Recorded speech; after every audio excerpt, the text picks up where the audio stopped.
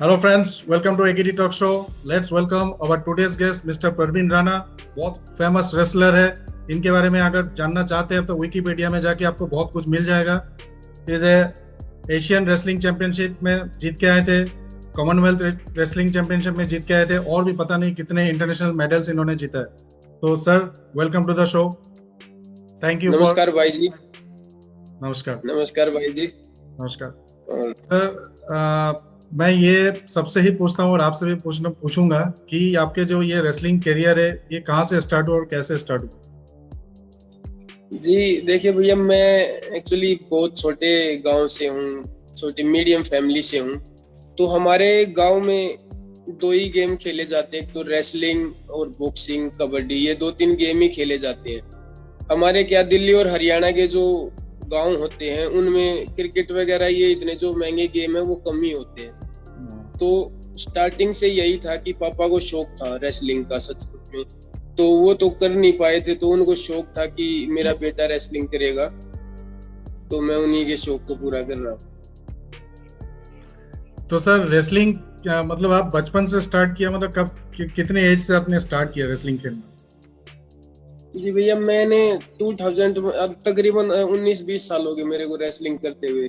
मैं first time 2001 में आ गया था दिल्ली में ट्रेनिंग करने के लिए। तो तब से ही मैंने स्कूल नेशनल में जैसे गोल्ड जीता था 2001 में। तो 2001 लगभग 25 kg का था उस टाइम पे, जब मैं फर्स्ट स्कूल नेशनल में गोल्ड जीता था। तो उसके बाद जैसे 28, 32, 35 ऐसे ही 2001 से लेके 7 तक लगातार मैं स्कूल नेशनल में ही खेला था स्टार्टिंग लेवल पे। तो स्कूल नेशनल में मैंने गोल्ड जीता था। उसके बाद कहीं दिमाग में ये आया था कि हाँ, कि रेसलिंग में मैं कर रहा हूँ तो देश के लिए भी खेलना है, क्योंकि पहले तो बच्चा था, इतनी समझ नॉलेज ही नहीं थी कि देश के लिए भी खेलना होता है, बस शौक में खेल रहा था। तो 2007 में मेरे को पता लगा था कि हाँ, ऐसे इंडिया लेवल पे भी खेलते हैं और उसमें भी मुझे पार्टिसिपेट करना है। तब टारगेट बनाया था। तो पहला जो मैं इंटरनेशनल टूर्नामेंट था वो 2008 में खेला था, जो हमारी सब जूनियर एशिया चैंपियनशिप होती है। तो वहाँ मैं सिलेक्ट हुआ था अपने देश के लिए, तो वहाँ मैंने गोल्ड जीता था। तो तब से ही स्टार्ट हुआ था जी रेसलिंग करियर इंटरनेशनल। तो सर, अभी तक सर कितने मेडल्स जीत चुके हैं सर इंडिया के लिए आप?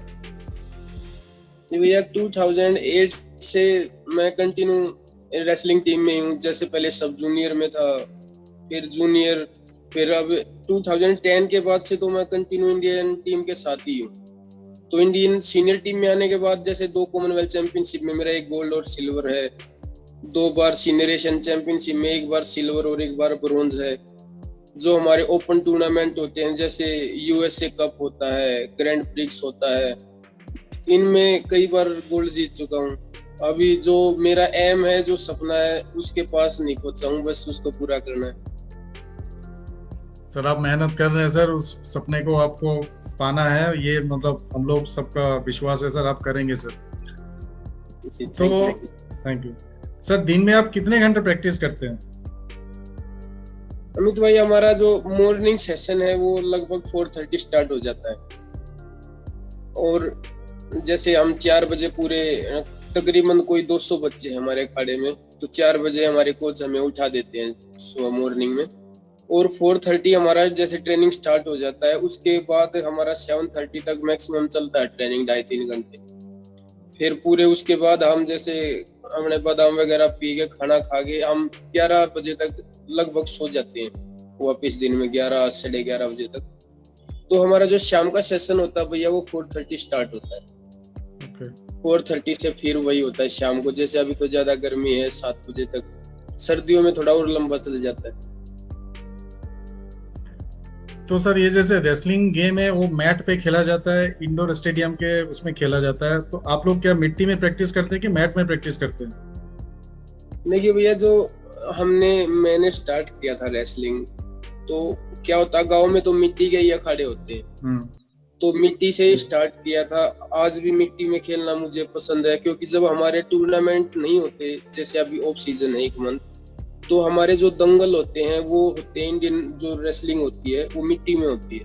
हाँ। उसमें जैसे कोई पहलवान है जो मीडियम फैमिली से है, उसमें खेल के जीत के उसमें पैसा कमाता है, मतलब अपनी डाइट के लिए। तो मुझे आज भी खेलना पसंद है, क्योंकि हम एक अपनी धरती से जुड़े रहते हैं। जो क्योंकि जो गाँव के लोग होते हैं उनको ज्यादा गूगल वगैरह का पता नहीं है, वो सर्च नहीं कर पाते। उनको तो जो उनके बीच में खेलेगा आके उन्हीं को जानते हैं। यस। तो मुझे आज भी पसंद है, मैं अब भी खेलता हूँ मिट्टी की कुश्तियां जब भी मौका मिलता है। लेकिन जब हम इंटरनेशनल लेवल पे खेलना स्टार्ट कर देते हैं, तब कहीं ना कहीं मिट्टी से थोड़ा दूर होके हमें खेलना पड़ता है, क्योंकि बहुत ही ज्यादा फर्क है स्पीड में मिट्टी की रेसलिंग में और मैट की रेसलिंग। तो इन दोनों में कौन सा आपको ज्यादा पसंद है? किसमें ज्यादा स्पीडीनेस होता है ना, जैसे मतलब एक होता है मैट पे खेलना और एक मिट्टी पे खेलना, तो किस पे अच्छा लगता है खेलने के लिए? भैया दोनों का एक अपना अलग ही मजा है, क्योंकि जो मतलब कॉम्बिनेशन बिठा लेता है रेसलर, जो मैट का अच्छा रेसलर है, जैसे कोई हमारे पुराने पहलवान है, सुरजीत मान जी हैं, अर्जुन अवार्डी हैं, वो ओनली 74 kg के पहलवान थे, वो मैट पे थे, बहुत अच्छे थे। अर्जुन अवार्डी ओलंपियन है। तो वो क्या था, दंगल में जब मिट्टी की कुश्ती खेलते थे 100 या 120 किलो के पहलवान को भी हराते थे, सबको दंगल से भगा देते थे। तो क्या होता है, इसमें जो मैट का अच्छा पहलवान है वो मिट्टी में आराम से खेल सकता है, लेकिन जो मिट्टी का अच्छा पहलवान है वो मैट के इंटरनेशनल लेवल पे नहीं खेल सकता। ओके। तो सर जैसे आप 74 kg कैटेगरी में खेलते हैं, तो उस वेट को मेंटेन करने के लिए क्या करना पड़ता है? क्योंकि मतलब मैच स्टार्ट होने से पहले ही आपको मेरे ख्याल से कोई रूल्स होता है कि इतना केजी आपको मेंटेन करना है, तो उसको कैसे मेंटेन करते हैं? अमित भाई, जैसे हमारा ये बहुत हार्ड है, बहुत मतलब जितना हमें रेसलिंग खेलने में टफ है, उतना ही ज्यादा अपने आप को मेंटेन रखना भी है। क्योंकि ये लगा लो आप 2013 से मैं 74 kg में ही खेल रहा हूँ, और अभी 7-8 साल हो गए खेलते हुए। तो जैसे ऑफ सीजन भी आता है, बीच में अभी लॉकडाउन भी आया, तो तब भी हमने अपना वेट ऊपर नहीं जाने देना, मैक्सिमम इतना ही रखना है, 75 76, लास्ट 1-2 किलो ऊपर। तो ये काफी हार्ड है। उसी हिसाब से फिर हमारी ट्रेनिंग भी होती है, डाइट का भी ध्यान रखते हैं। जैसे मार्केट का तला हुआ सामान हम बिल्कुल नहीं खाते। कभी कभी मौका लग जाता है, जैसे कोच नहीं है तो एक आधी बार खा लेना, वो बात अलग है, लेकिन ज्यादा नहीं खाते, क्योंकि हमें पता है अब ज्यादा वेट गेन कर लिया टूर्नामेंट के टाइम पे, फिर उतनी ज्यादा प्रॉब्लम हो। तो पुराने रेसलिंग में और अभी वाले जो करंट रेसलिंग में, उसमें कोई पॉइंट सिस्टम में भी चेंजेस हुए कि पॉइंट सिस्टम भी सेम ही है, कि उतने ही सेकंड्स के होते हैं, उतने ही पॉइंट सिस्टम होते हैं, कोई चेंजेस हुआ है? अमित भाई, मेरे ख्याल से हर 4 साल के बाद रेसलिंग को फास्ट करने के लिए रूल चेंज होते रहते हैं। क्योंकि जब हम बिल्कुल छोटे थे तो हम पुराने पहलवानों को देखते थे, तो ऐसे होता था शायद एक राउंड 5 मिनट का होता था, 5-5 के 2 होते थे।